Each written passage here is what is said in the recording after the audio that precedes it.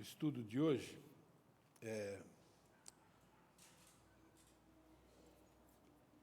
lendo o versículo 3 de Judas, porque eu estou vivendo essa experiência de Judas num certo nível, tá bem?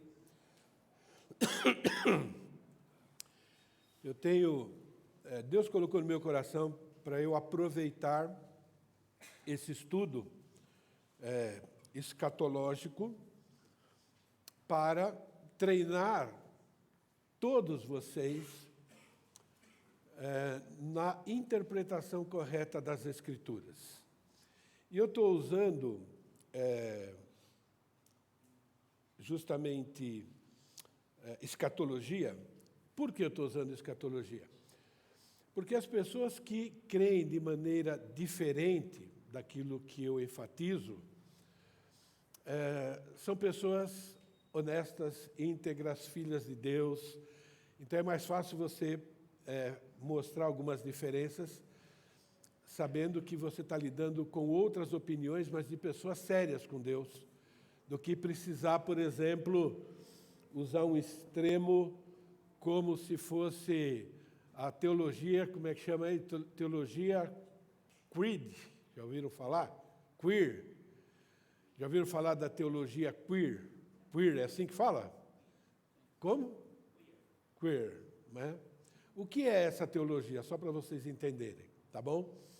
São os teólogos que estão apoiando toda essa questão de ideologia de gênero e tudo mais, e mostrando, alguns, tem duas linhas, vamos dizer assim, cuidado assim, vou chamar de teológicas, tá bom? Nessa área. Um grupo que rejeita a Bíblia completamente, dizendo que é algo ultrapassado, e existe um grupo que usa a Bíblia para apoiar.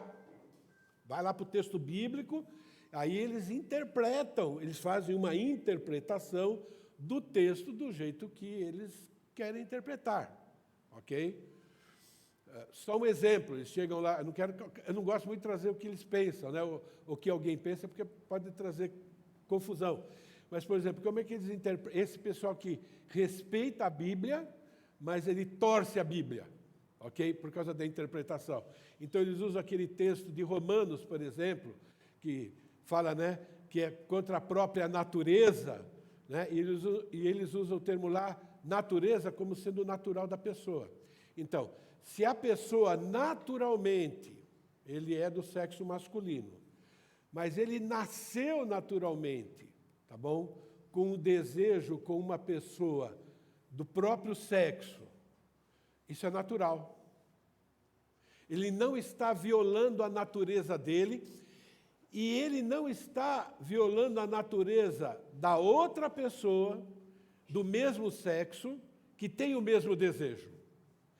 Mas se ele fizer isso com uma outra pessoa do mesmo sexo que seja hétero, então ele está violando a natureza da outra pessoa e se torna pecaminosa. Olha o que eles fazem com as Escrituras.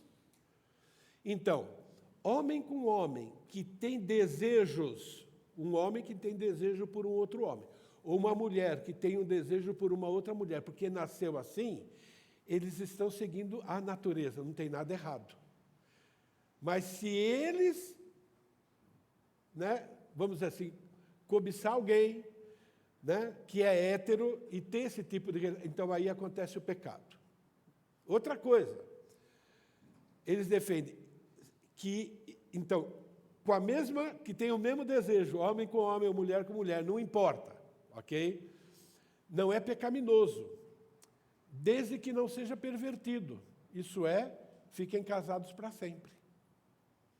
Mas se eles se separarem, então eles estão pecando.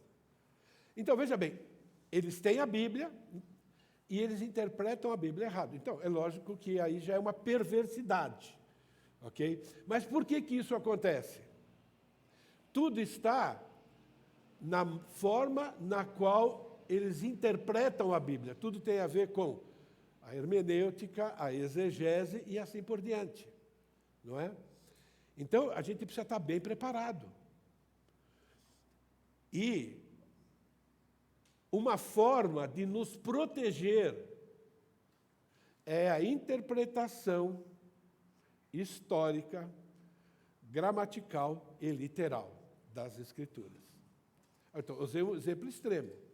Agora, quem pensa diferente no que se refere àquilo que nós estudamos escatologia, não são perversos, mas é que optaram por uma interpretação mais alegórica. Por isso que eles chegaram a essa conclusão. E eu estou usando isso para defender que a melhor forma de nós não cairmos em nenhum tipo de erro, seja esse que leva para a perversidade, seja outros, vamos dizer assim, que não tem nada a ver com perversidade, mas comete um erro de interpretação, a optarmos, primeiramente, pela interpretação histórica, gramatical e literal. Se essa fizer sentido, fique com ela. Se não fizer sentido, então você vai ter que entender que ali existe uma alegoria, porque há alegorias na Bíblia, ninguém nega isso. Ok? Então, só estou fazendo esse lembrete. Por quê? Porque eu estou que nem Judas aqui, tá bom? Cuidado, né? A minha intenção era somente falar de escatologia. Mas, por algum motivo, eu acredito que é o Espírito Santo, está me levando a enfatizar sobre a importância também de termos esse tipo de interpretação para chegarmos à mesma conclusão. Mesmo aqueles que acreditam de forma diferente, pelo menos essas pessoas agora vão poder pensar a respeito disso do mesmo jeito que eu estou pensando sobre questões alegóricas. Então, eu estou ouvindo e lendo o que outras pessoas pensam, ok? Para que eu tenha convicção do que a Bíblia ensina. Então, Judas, quando ele foi escrever a carta dele, lá no versículo 3, ele diz: amados, quando empregava toda a diligência em vos escrever acerca da nossa comum salvação, isso é, a respeito das bênçãos da salvação que nós temos em Cristo, foi que me senti obrigado a corresponder-me convosco, exortando-vos a batalhardes diligentemente pela fé que uma vez por todas foi entregue aos santos. E depois ele diz o motivo, porque tem pessoas que se introduziram lá e aproveitaram isso, né, essa falta de zelo, né, pela interpretação correta das Escrituras para ensinar heresias, tá bom? Agora, não estou dizendo que quem crê diferente sobre escatologia é um herético, ok? Mas eu vou dizer que não está tendo a interpretação correta, até que me prove o contrário, ok? Então, isso é muito importante. As nações de Israel na grande tribulação. Eu vou começar mostrando como é importante eu saber as dúvidas. Eu falei que a gente ia abrir debate, eu ainda estou orando sobre isso, mas olha, qualquer dúvida que você tenha, ou você conversa comigo, ou melhor ainda, manda para o meu particular. Na semana passada, um dos nossos aqui me perguntou: Pierre, mas olha, ele falou alguns pensamentos que ele tem estudado, né? E ele diz: olha, a ideia é, estou entendendo o que você está dizendo, eu já estou quase convencido, né? Mas essa questão da igreja não passar pela tribulação e Deus livrar a igreja, vamos dizer assim, daquele momento terrível, não é porque o dia do Senhor é exatamente um dia de 24 horas, quando Jesus volta e fulmina todo mundo, e, nesse caso, a igreja não vai estar presente. Só nesse dia. Estou dando um resumo, ok? Então, a ideia é, o dia do Senhor é um dia de 24 horas. É exatamente somente aquele dia em que Ele vai vir e Ele vai, né, fulminar todos os descrentes, ok? E vai ficar só os cristãos aqui. Aí eu falei, não, né, porque, né, o dia é um período de tempo, mas agora eu fui para casa e falei, bom, vou estudar mais sobre isso. Eu sei que se a interpretação estiver certa desse dia ser um período, na Bíblia tem, porque uma das regras de interpretação desse tipo de hermenêutica que eu uso é que a Bíblia interpreta a própria Bíblia. O Novo Testamento é um comentário inspirado do Antigo, então o Novo Testamento esclarece muita coisa do Antigo Testamento, é uma outra regra, não é? Então, nós estamos estudando sobre a grande tribulação às nações de Israel. A grande tribulação é um período de 7 anos, nós já estudamos sobre isso, onde Deus vai derramar a ira dele sobre as nações. É 7 anos por quê? Porque a gente, baseado em Daniel, é a última semana que envolve a nação de Israel. Estou dando um resumo, porque nós já estudamos sobre isso. Ok? Então, a interpretação bíblica sobre o dia a se referir a um período de tempo e não de 24 horas.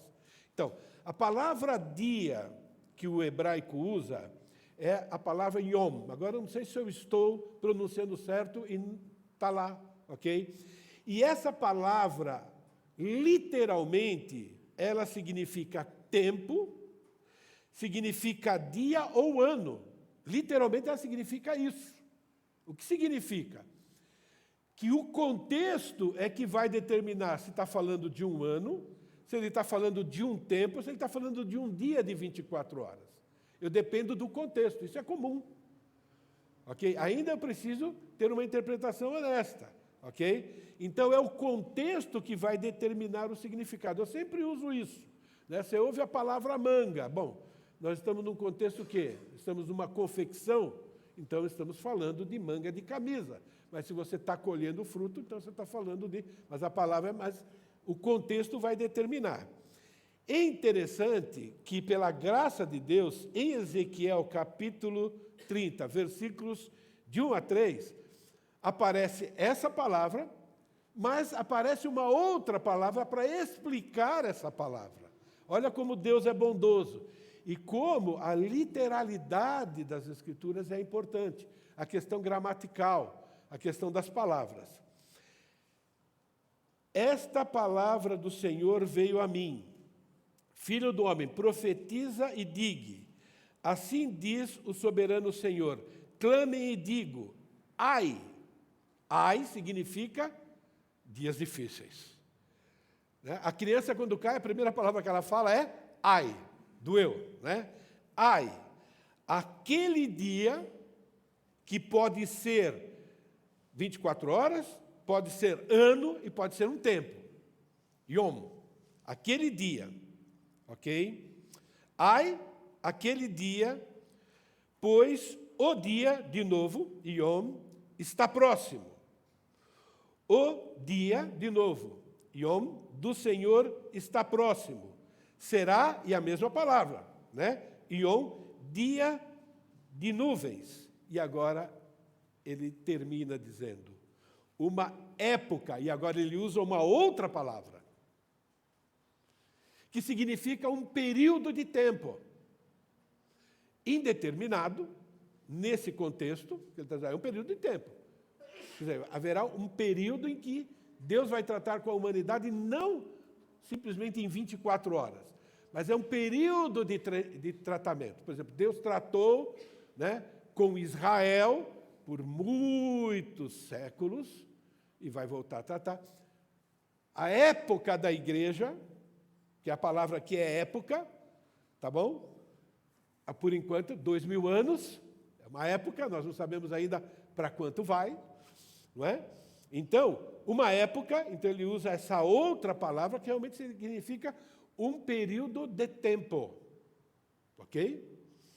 E veja novamente a ênfase, uma época de condenação para as nações.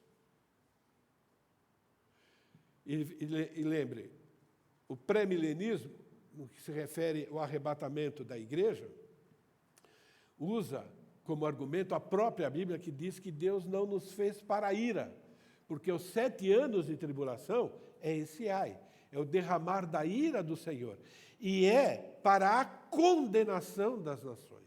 Então é mais um argumento, entre outros que nós já apresentamos, o motivo pelo qual existe o conceito pré-tribulacionista, mid-tribulacionista e pós-tribulacionista. Isso é, a igreja não passa pela tribulação, vai ser arrebatada antes, a igreja vai ser arrebatada no meio da tribulação, vai estar livre da segunda parte, que é a mais intensa, ok? E a igreja passa por toda a tribulação. Existe uma outra teoria, eu chamo de teoria, tá bom? Que é uma outra que diz, só vai passar pela tribulação quem faz parte da igreja, mas é infiel. Os fiéis vão ser arrebatados antes. Ok. Tem teoria para todo gosto, ok? Mas o que a palavra de Deus diz é o que deve determinar a nossa fé. Por isso que, independente da posição que você tenha, volte a estudar. Você está recebendo argumentos e converse com Deus a respeito disso. Ok? Então, nesse caso aqui, essa própria profecia usa dois termos. Então, pega o termo dia, que pode ser 24 horas, pode ser ano ou pode ser época. E agora ele esclarece dizendo, é uma época de condenação para as nações. Qualquer outro tipo de dúvida que você tem, escreve, porque fica mais fácil de eu ajudar e continuar conversando a respeito, tá bom? Agora, o que nós estamos fazendo nesse período, nessas 3 semanas que nós estamos estudando, e talvez terminemos hoje? Eu quero que vocês entendam por que eu opto, entre aspas, ou por que eu creio que a interpretação histórica, gramatical e literal é aquela que deve ser usada para as Escrituras. Por quê? Ok? Entre elas, por causa da harmonia que existe entre o Antigo Testamento e o Novo Testamento. O Novo Testamento ele esclarece muita coisa do Antigo Testamento. A interpretação errada, cuidado, é um risco que todos nós corremos. Eu posso interpretar errado qualquer texto das Escrituras e acreditar naquela interpretação até que eu estude novamente o assunto. Não é? Por exemplo, quando Jesus esteve aqui na Terra, todos se lembram aquela frase, ouvistes o que foi dito, eu porém vos digo. Jesus não estava anulando o Antigo Testamento, ele estava mostrando a interpretação correta do Antigo Testamento. Né? Por quê? Porque até os estudiosos da época, os líderes religiosos, fizeram a interpretação errada. Ok? Por isso que a gente tem que estar sempre voltando para as Escrituras. Então, existe uma harmonia entre o Antigo e o Novo Testamento no que se refere às profecias. Ok? Então, a interpretação histórico, gramatical e literal ela é importante por causa disso. Agora, nessa conversa, um irmão também me lembrou algo muito importante. Obrigado, Gustavo.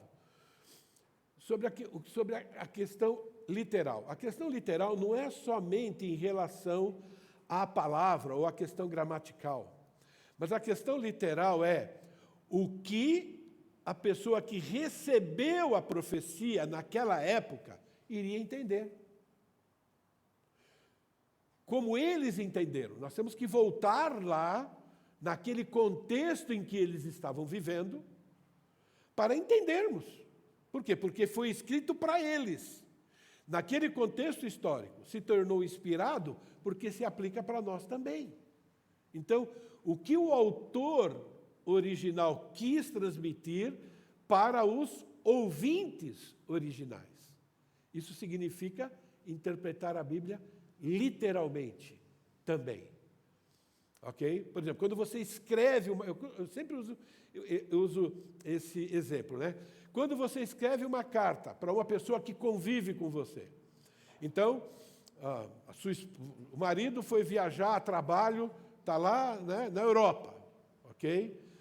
E ele manda um WhatsApp, ou escreve alguma coisa, né, para a esposa. Bom, a esposa, o contexto em que eles vivem no lar e tudo mais, na hora que ele vai escrever de maneira literal para que ela entenda. E quando ela lê, ela vai entender, porque ela vive naquele contexto todo. Né? Então, é por isso que a gente, por exemplo, quando começamos o estudo, a gente tenta explicar o contexto da época. O que estava acontecendo com aquele povo, né? O que eles estavam enfrentando. quais são os deuses que eles adoram e assim por diante, para que a gente entenda literalmente o que o profeta está passando para eles, ok? Então isso é muito importante e a gente vai fazer esse exercício, ok?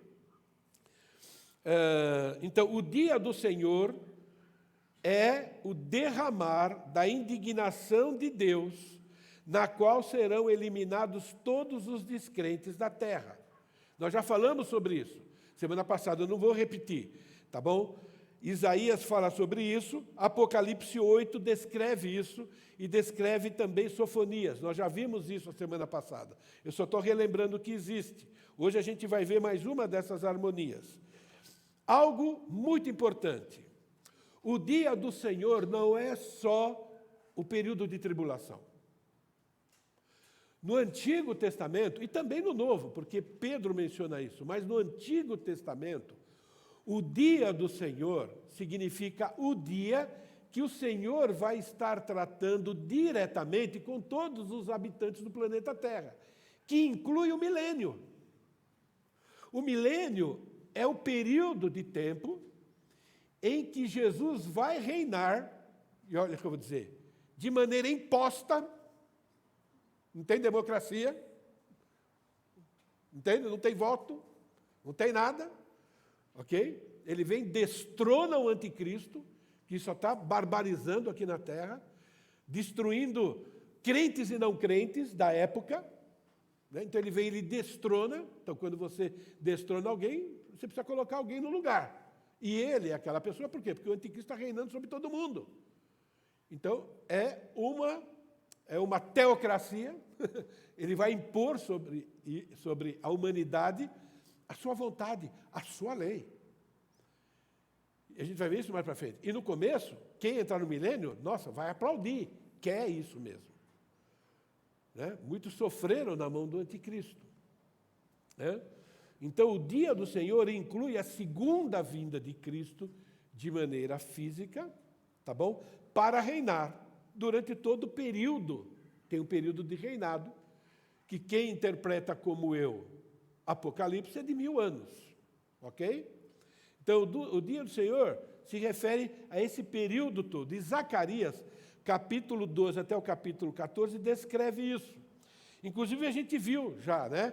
Jerusalém vai ser sitiada pelos exércitos das nações, Deus vai agir sobrenaturalmente em favor de Israel, a gente viu isso tudo na semana passada. Deus vai destruir as nações que vierem contra Jerusalém. Deus vai eliminar 2/3 da população da terra através de calamidades. E tudo isso, a gente já mostrou a semana passada, Apocalipse mostra claramente isso.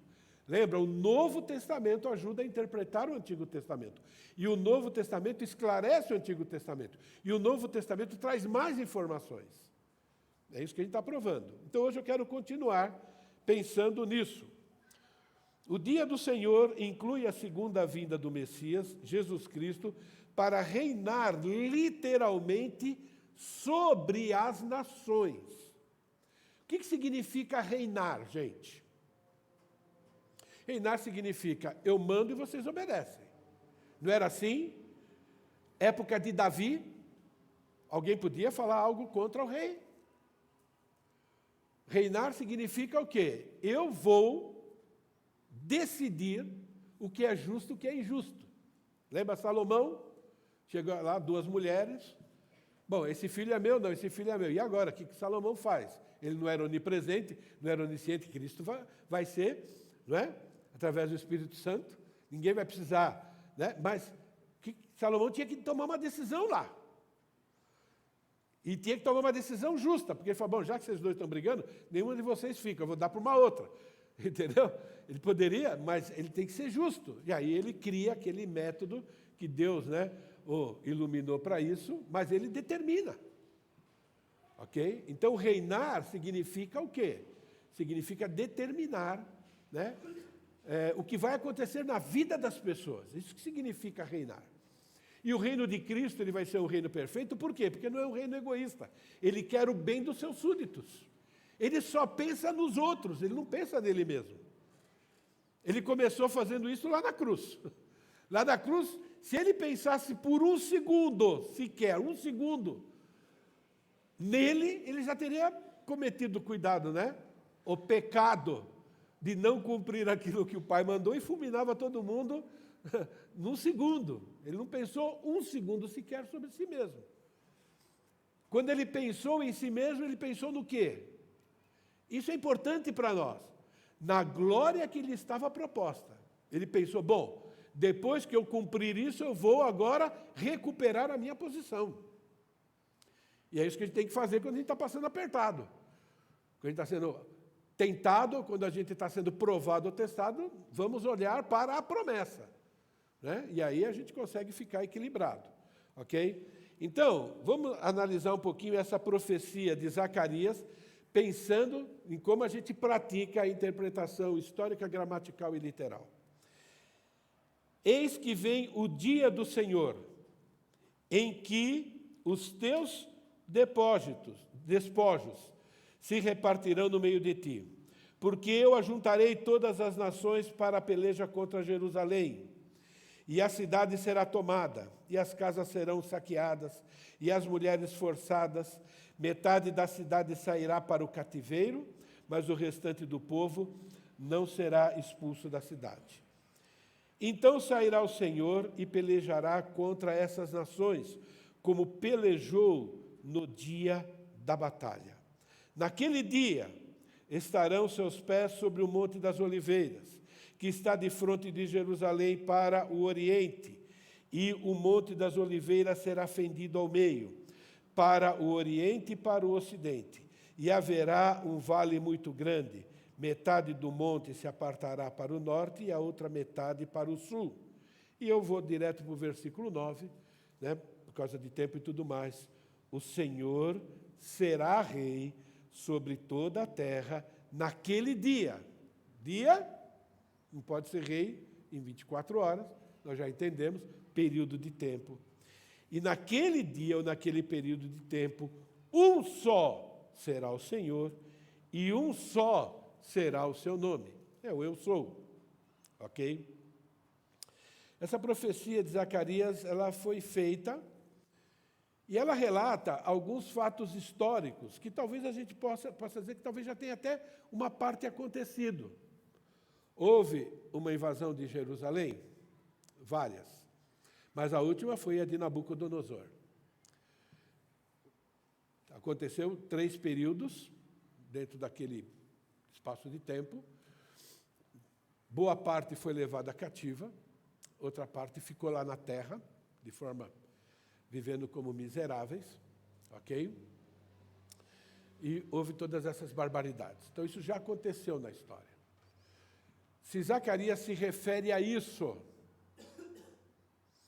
e agora existe espaço de tempo, chamado igreja, para se cumprir a volta de Jesus que vai pisar no Monte das Oliveiras, é uma interpretação histórica, gramatical e literal ou não é? Ela é. E se aconteceu aquilo com Israel, de maneira literal, eles foram levados cativo para uma nação perversa e assim por diante, por que a continuação da profecia, ela não pode ser um reino de 1000 anos aqui no planeta Terra, sobre nações, sobre pessoas físicas, pecadoras, que no começo são aquelas que vão aceitar Jesus durante a tribulação. Vocês entendem? Por que precisa ser um reino final e espiritual no fim de tudo? É uma pergunta. Por outro lado, nós sabemos que existe também profecias de duplo cumprimento. Isso significa que isso que aconteceu com Israel, por exemplo, nós sabemos que voltou a acontecer no ano 70. No ano 70 aconteceu isso, Israel. O general Tito invadiu, né? Mas ali existe uma outra profecia que foi feita por Jesus. Ok? Mas ainda a parte de Jesus voltando para não aconteceu. E o fato de não ter acontecido, nós não podemos cair no erro de Pedro. Bom, já que não aconteceu logo em seguida ou coisa parecida, então, não, como Deus sempre cumpre as promessas, aqui é uma interpretação alegórica. Eu não creio que podemos fazer isso. Agora, eu respeito quem interpreta desse jeito, mas eu digo, qual é o critério de aceitar aquela parte literal e agora dizer que essa não é literal? Qual é o critério? Só porque não foi cumprido em sequência? Mas Deus tem promessas em relação a isso. Então, é para pensar, entende, gente? Para que a gente tenha convicção, ou pelo menos permaneça a dúvida para continuar pesquisando, não é? Então, interpretação literal significa que eu preciso interpretar a profecia conforme o público original. Então, Zacarias escreveu para quem? Escreveu para o povo de Israel. Tá bom? Em que época? Eles estavam cativos. Parte de Israel estava lá na Babilônia, e parte de Israel, uma pequena parte, ficou lá em Israel, largada lá. Entende? Então eu tenho que entender. E qual é a expectativa daquele povo? O que é que está sendo prometido para aquele povo? Dentro daquele contexto que eles estavam vivendo. Senão, o que aquele povo, quando recebeu essa profecia de Zacarias, o que os animou, o que os desanimou, o que fala a respeito de Deus, não é? Então, primeiro fato histórico, tá bom? Essa promessa foi feita para Israel, vivendo debaixo do domínio estrangeiro, fora da sua terra. Foi para esse povo que foi primeiro enviado essa profecia. Eis que vem o dia do Senhor, em que os teus despojos se repartirão no meio de ti, porque eu ajuntarei todas as nações para a peleja contra Jerusalém. Foram todas as nações contra Jerusalém quando Nabucodonosor invadiu? Não foi todas. Talvez duas. O Império Medo-Persa veio depois. Mas lá ali foi só o exército da Babilônia. Assim como no ano 70 foi só o Império Romano. Então, não foram todas as nações. Então, a minha interpretação é que isso ainda vai acontecer. Ok? Agora, a nação ainda está nesse contexto. A nação ainda está, né, lá, sendo uma parte vivendo de maneira miserável, outra parte vivendo numa cidade bem localizada, mas ainda como, cuidado com o que eu vou dizer, debaixo da liderança estrangeira. Eles não podiam praticar nada da adoração deles, não podiam cultuar do jeito que eles cultuavam no templo. Quer dizer, eles são submissos às regras do ímpio, não é? Então, o povo de Israel foi levado cativo no ano 579, uma leva, ano 588, outra leva, ano 582, a última leva, por causa da idolatria deles e por causa da desobediência da lei. Eles estão lá vivendo 60 anos debaixo dessa escravidão. Dario aqui, ele invade a Babilônia, entende? E agora a nação de Israel ainda continua debaixo de uma nação estrangeira, debaixo da bota, vamos assim dizer, né, de um imperador estrangeiro. A gente sabe dos benefícios que Dario deu para a nação de Israel, mas a nação de Israel ainda pagava tributo, ainda tinha que respeitar a lei dos medos e dos persas. Ela não era um país livre, não é? E Zacarias, ele escreve essa profecia para mostrar para o povo, olha, isso aconteceu com os seus ancestrais, com a geração passada, cuidado para vocês não cometerem esse pecado de novo.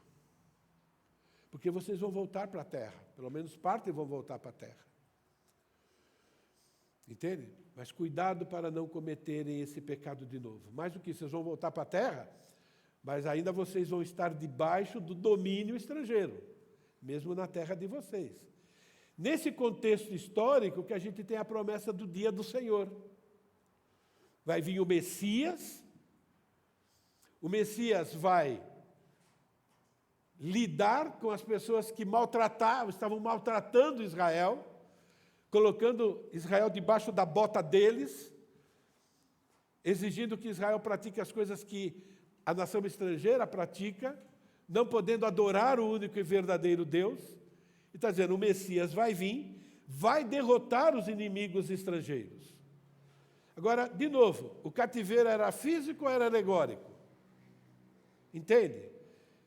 Então, a grande maioria do povo que está no território estrangeiro vai entender isso de maneira literal. E é por isso que eles desejavam ardentemente a vinda do Messias. Por isso que quando Jesus veio de verdade, que os judeus estavam debaixo da bota romana, o que eles mais queriam não era a salvação da alma e não era o perdão dos pecados. Eles não queriam isso, o que eles queriam é o cumprimento dessa promessa. Nós queremos o nosso rei, queremos o nosso território, queremos viver debaixo, né, dessa liderança que a gente sabe que ela é perfeita, e a gente não quer mais que os inimigos dominem sobre nós. Pelo contrário, eles precisam sofrer aquilo que fez com que a gente sofresse, porque isso é justo. E agora a gente entende também, cuidado que eu vou dizer, por que o povo de Israel rejeitou Jesus. Eles estão esperando uma pessoa que chega lá, vai dividir o Monte das Oliveiras ao meio. E no Monte das Oliveiras, ele está lá orando para que Deus, né, o ajude naquele momento, suando gota de sangue. E depois ele vai para o monte e vai ser crucificado. Entende? A maioria do povo não queria esse tipo de coisa. Mas eles interpretaram literalmente. Outra coisa, irmãos, uma pergunta assim para a gente pensar. Por que Zacarias escreveria uma profecia alegórica sobre um reino eterno e não um reino literal, se aquilo que aquele povo estava sofrendo era algo físico, algo literal? E por que ele invoca promessas, né, lembrando aquilo que foi feito promessa para Abraão e promessa para Davi, da questão de um reino? Os israelitas acreditavam literalmente nas alianças feitas com Abraão e Davi. Literalmente, eles acreditavam nisso. E não há motivo para não acreditar nisso, porque nós temos um Deus que já provou ser poderoso. Entende? Ele já provou, ele pode fazer o que ele bem entende. Com as leis da natureza, ele pode fazer o que bem entende. Isso é muito importante, ok?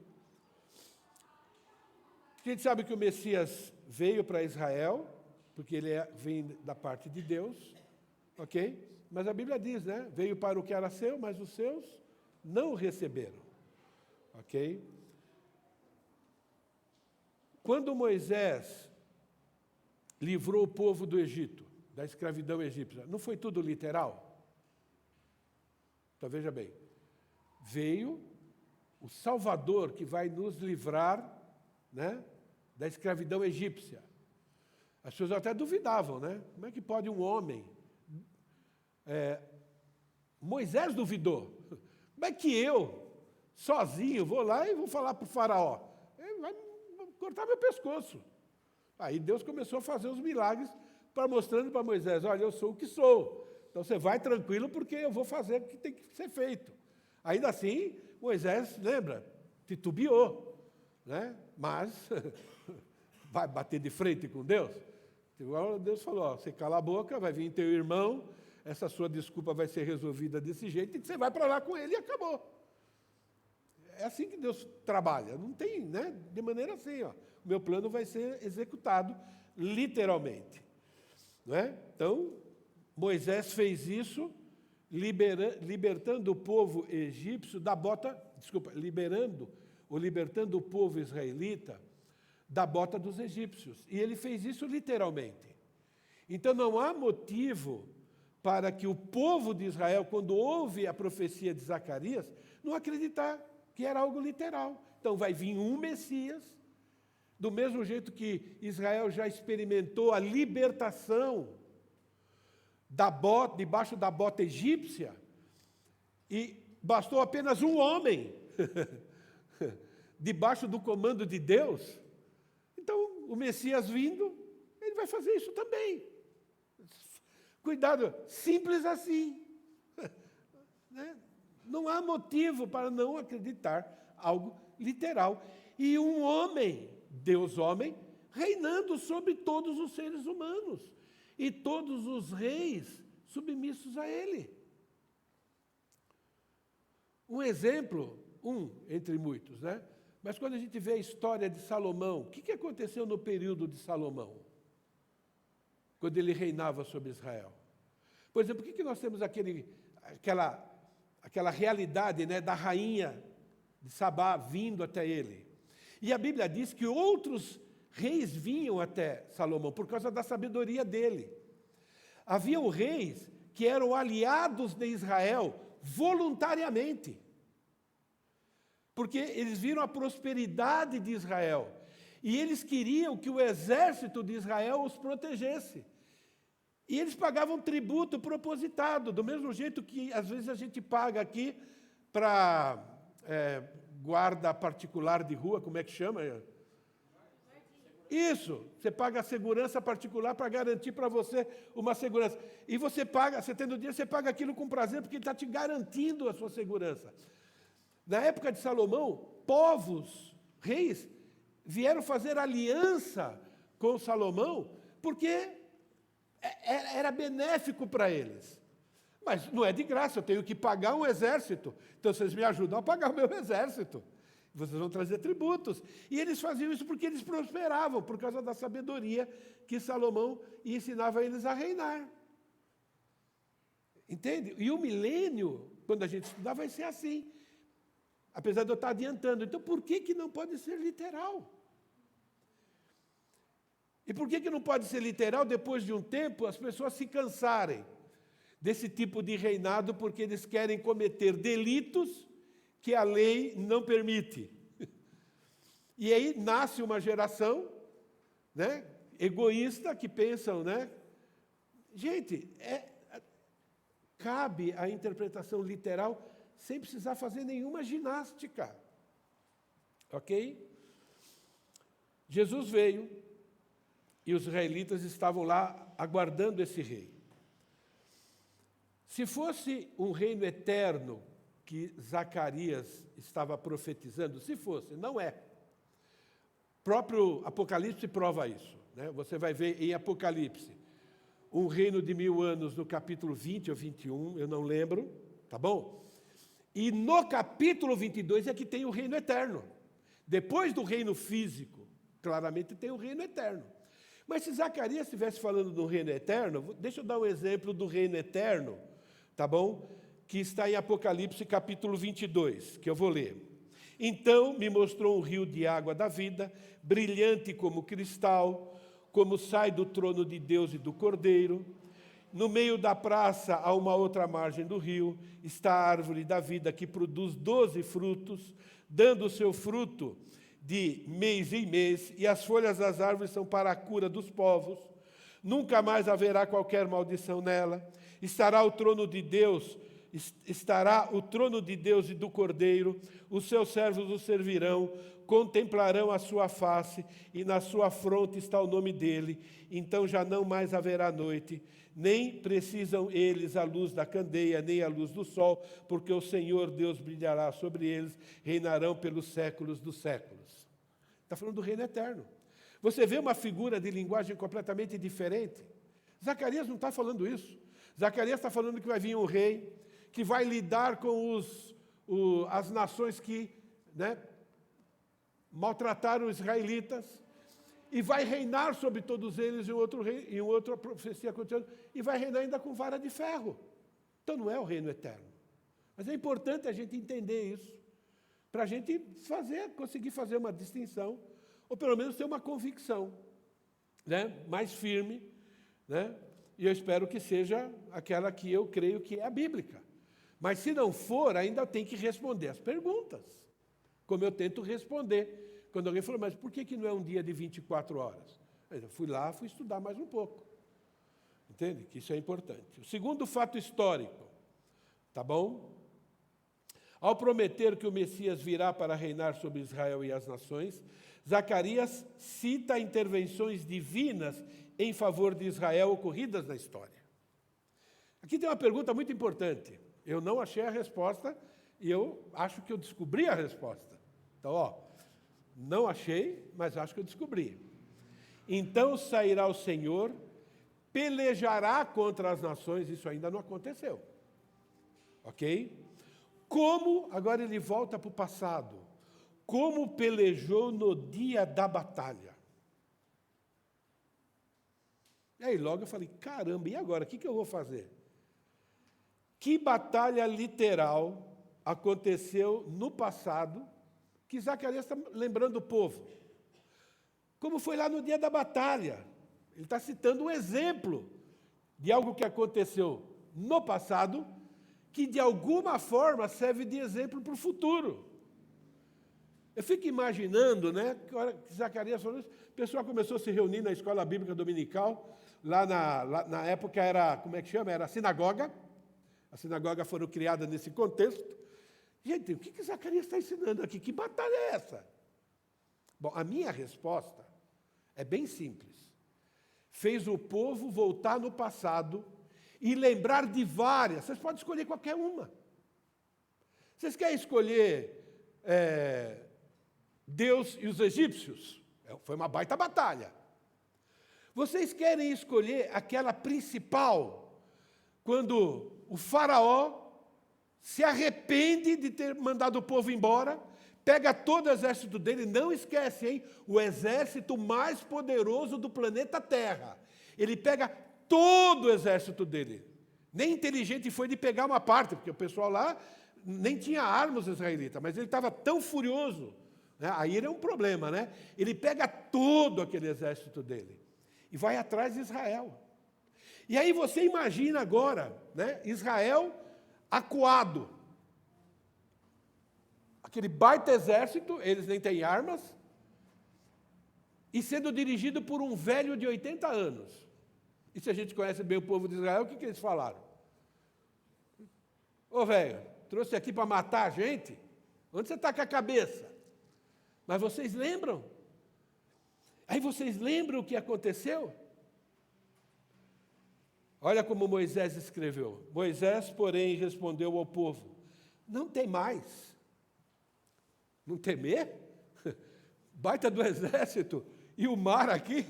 Ou eu morro afogado, ou eu vou morrer debaixo da espada egípcia? E o que isso tem a ver conosco hoje nas nossas lutas? Não tem mais. Aquietai-vos e vede o livramento do Senhor, que hoje vos fará, porque os egípcios que hoje vedes, nunca mais os tornareis a ver. E ele termina com essa frase: o Senhor pelejará por vós, e vós vos calareis. Vocês vão calar a boca, porque eles foram para cima, como natural, né? Todo mundo vai para cima do líder o tempo todo. Ok? E vocês vão se calar. Vai calar o medo de vocês, vai calar a preocupação de vocês, vai calar. Não calou, né? Porque depois ficaram falando mal para frente. Mas não importa. Naquele momento, será que essa é a batalha? Entende? Será que é uma outra batalha? Lembra a batalha de Josué contra 5 reis? E está lá guerreando contra 5 reis, está lá em Josué. Eles sabem da história, conquista da terra. E chega um momento em que o pessoal está fugindo, mas eles precisam ser eliminados para Josué tomar conta da terra, porque a terra pertence a Israel. E o motivo principal de ser aquele momento é porque aqueles povos haviam pecado tanto contra o Senhor, fazendo sacrifício de criança, que Deus falou: esse povo não merece mais viver aqui nesse planeta. Então foi um julgamento de Deus sobre aquele povo, usando o povo de Israel para isso. E não vai dar tempo de acabar essa batalha. Aí Josué simplesmente grita: sol e lua, para. Vocês conseguem imaginar isso? Alegórico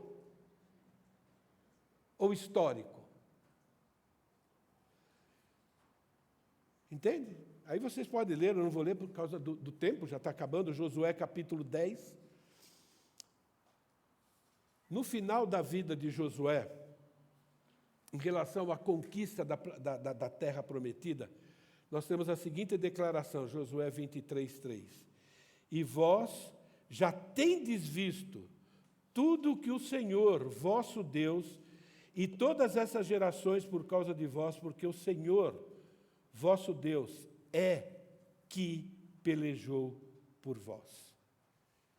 E agora lá em Zacarias está, então sairá o Senhor e pelejará contra essas nações, como pelejou no dia da batalha. Para mim, irmãos, é muito mais fácil, simples, acreditar na interpretação literal, histórica. Isso vai acontecer.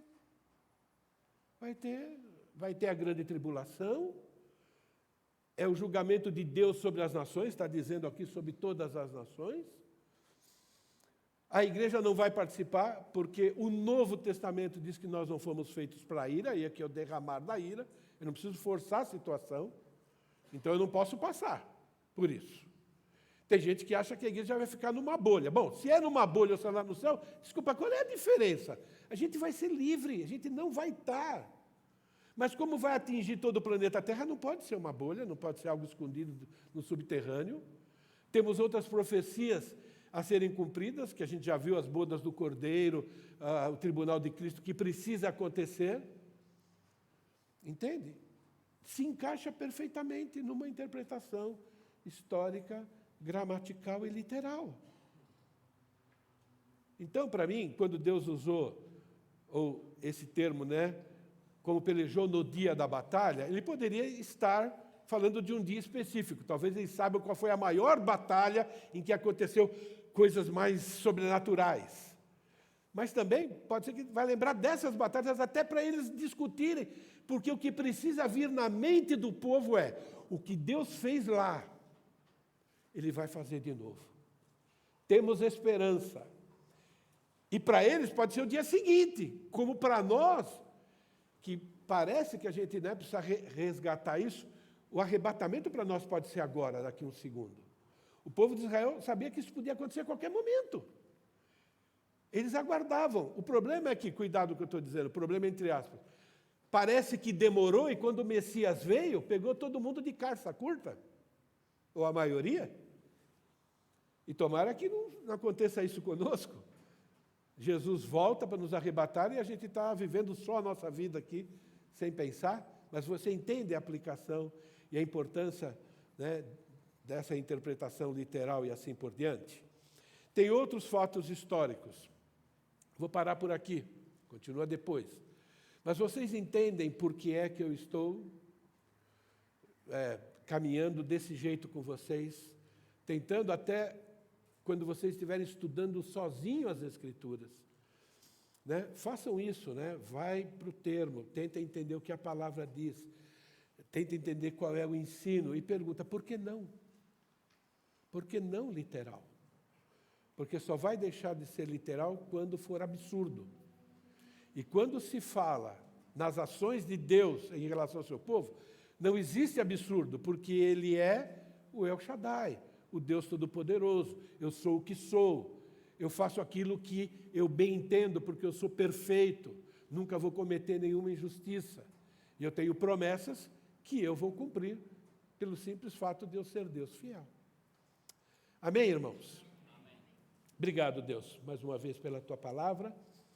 A minha oração, ó Pai querido, é que o Senhor nos ajude a sermos unânimes, não, Pai querido, somente nesse assunto, mas unânimes na maneira de tratar a Tua palavra, na maneira de fazer o nosso devocional, de meditar, ó Pai querido, nas Tuas palavras, nas Tuas promessas, na Tua grandeza, Senhor, e naquilo que o Senhor espera de nós.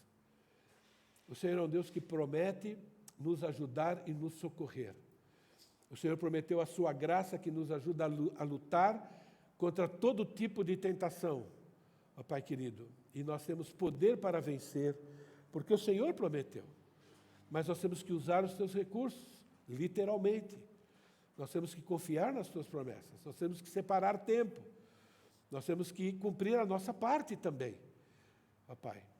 Então, ajuda-nos, ó Pai querido, a sermos ou fazermos parte daquele povo que quando tocar a trombeta, nós vamos estar de olhos abertos, ouvidos atentos e desejosos, ó Pai querido, de deixarmos esse mundo para vivermos para sempre com o Senhor.